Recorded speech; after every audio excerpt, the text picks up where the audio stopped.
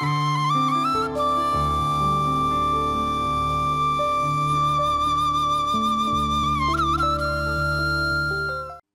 தொலைக்காட்சி பார்வையாளர்கள் எல்லோருக்கும் இனிய காலை வணக்கம்.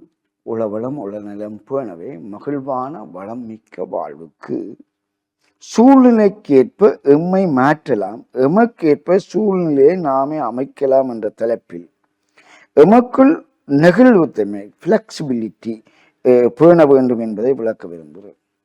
உங்களுக்கு ஃப்ளெக்சிபிலிட்டி என்ற நெகிழ்வுத்தன்மை என்றால் ஒரு ரவ் பேண்ட் என்று சொல்லுவோம். ஈஞ்சு கொடுக்குற ஒரு ரப்பர், அதை இழுத்து விட்டால் திரும்பவும் பழைய நிலைக்கு வந்துடும். இதுதான் நெகிழ்வுத்தன்மை, ஃப்ளெக்சிபிலிட்டி. அப்போ வாழ்க்கையில் நாங்கள் எவ்வளவோ துன்பங்கள், கஷ்டங்கள், துயரங்களை சுமந்து கொண்டு வந்துருக்கு. நாங்கள் ஓங்கெடுத்து கொண்டு இருக்கக்கூடிய இருக்கோம். நாங்கள் எல்லாமும் கிடைத்தவர்களாக பிறக்கவில்லை. எதுவுமற்ற நிலையில் பிறந்து எதுவுமற்ற நிலையில் தான் இறப்போம். அப்போ இடையிலே வந்து நாங்கள் படித்து உழைத்து வேண்டி சேகரிக்கிறோம். அதை சரியாக சமூகத்துக்கு கிடைக்கக்கூடியதாக விநியோகித்து போட்டு நாங்கள் எங்கள் வாழ்க்கை காலத்தை முடித்துக் கொள்கிறோம். இதுதான் வாழ்க்கை சரித்திரம். சரி, அப்ப இந்த வகையில எமக்கு திருமணம் செய்வரும் இப்படி வாழ்வது என்று சொல்லி தெரியல. அது எப்படி வாழ்வது என்று வெறும் புத்தகம் அச்சடிக்கும் வெளியிடையில. அப்படி என்றால் வாழ்க்கையை வாழ்ந்துதான் நாங்கள் அனுபவிக்குவோம். இந்த வாழ்க்கையில நாங்க அனுபவிக்க வேண்டியது ஒரு பாடல் ஒன்று இருக்கு. மயக்கமா கலக்கமா, மனதிலே குழப்பமா, வாழ்க்கையில் நடுக்கமா என்ற பாடல் கண்ணாசன் என்றவர்களால் எழுதியிருக்க. அதே பாடல்ல வாழ்க்கை என்றால் 1000 இருக்கும், வாசல் தோறும் வேதனை இருக்கும், வந்த துன்பம் எதுவென்றாலும் வாடி என்றால் ஓடுவதில்லை, இதையும் தாங்கும் இதயம் இருந்தால் இறுதி வரைக்கும் அமைதி இருக்கும் என்று சொல்கிறார். அது கண்ணாசன பாடல். அதான் நான் சொன்னேன், வாழ்க்கை என்றது ஒரு போராட்டம். விழுந்த எழும்பவனும் தூக்கிவிட யாரும் வருவாங்க, விழுந்தபடி இருக்க இயலாது. அவை நாங்கள் பிறந்து வளர்ந்து படித்து உழைத்து வருவாயிற்றோம். எங்களுக்கு தேவைகள் அதிகப்படலாம். அதை தேடிக்கொள்வதற்கு வருவாயை ஈட்டிக்கொள்ள வேண்டும். அவை ஆளணி தேவைப்படலாம். ஆளணி தேவைப்படும் போது நல்ல ஆளணிகளை அணிதிரட்ட வேண்டும். ஆகவே ஒரு கால் விழுந்து விட்டோம் என்றால் அந்த பாதிப்பு இருக்கும்.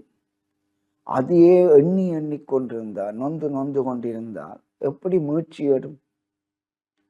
ஆகவே மீட்சி வர வேணும் என்றால் பழையன ஒரு பாடமாக கருதி கொண்டு நாங்கள் இனிமேல் இந்த தவறு செய்யாமல் இருந்தால் விழமாட்டோம், நாங்கள் இனி நட்டப்பட மாட்டோம் என்றால் என்ன செய்வோம்? இந்த தவறு செய்யாமல் இருந்தால் இந்த நட்டம் நமக்கு வராது. இவ்வாறு எண்ணி அது பொறுமையே பலம் தரும். எது நடந்தாலும் அதை பொறுத்து கொள்ளவும் காலை முதல் நள்ளிரவு வரை நூற்றுக்கணக்கான வசதி குறைவுகள், தொல்லைகள், துன்பங்களுடன் வாழ கற்றுங்கள். இதனால் சகித்து உளப்பலம் அல்லது செயல்படும் திறன் ஆகிய உங்களிடமிருந்து அதிகரிக்கும். இன்னதிலிருந்து இன்னதுக்கு உயர பறக்க வேணுமென்றால், இன்ன நிலையிலிருந்து இன்ன நிலைக்கு உயர வேணுமென்றால் கடந்த காலத்தில் அனுபவிச்ச இழப்புகள், துன்பங்கள், துயரங்களை நினைத்து கொண்டிருப்பதால விடிவு கிடைக்காது. அதுக்கு மாற்றீடாக நாங்கள் விடியலை தேடி எங்களது பயணங்களை தான் மாற்றிக்கொள்ளும். துன்பங்களை கொஞ்சம் இறக்கி வைப்போம், கவலைகளை கொஞ்சம் இறக்கி வைப்போம், அதனால பாதிப்புகளை கொஞ்சம் குறைச்சி வைப்போம். அதனால நாங்கள் என்ன செய்ய போறோம்? அதற்கு ஈடாக மகிழ்ச்சி அடைவதற்கும் அல்லது வருவாய் ஈட்டுவதற்கும் லாபம் ஈட்டுவதற்கும் நட்பேர் ஈட்டுவதற்கும் நல்லபடி வாழுவதற்குமான முயற்சிகளை எடுக்க வேண்டும். பாதிப்போடு ஒன்றி போயிருந்தால் முயற்சி எப்படி இருப்பது? முயற்சியோடு ஒன்றித்து போனால் பாதிப்புகளை கொஞ்சம் மனதிலிருந்து இறக்கி வைக்க வாய்ப்பு இருக்கும்.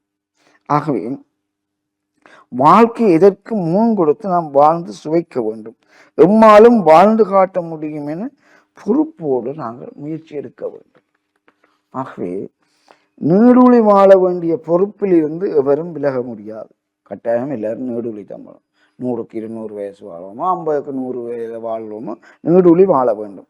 ஆகவே சூழ்நிலைகள் மற்றும் நிர்பந்தங்கள் வாழ்வில் குறுக்கிடாமல் அதிலிருந்து விடுபட்டு வாழ்வில கவனம் செலுத்தும். நாங்கள் இழந்து போட்டோம், துயரப்பட்டோம், பிரிந்து போயிட்டோம், ஐயோ ஒரு இடமில்லே தனிச்சு போனோம் என்று நாங்கள் அதிலேயே ஏங்கிக் கொண்டிருப்பதை விட்டு வாருங்கள் வெளியே.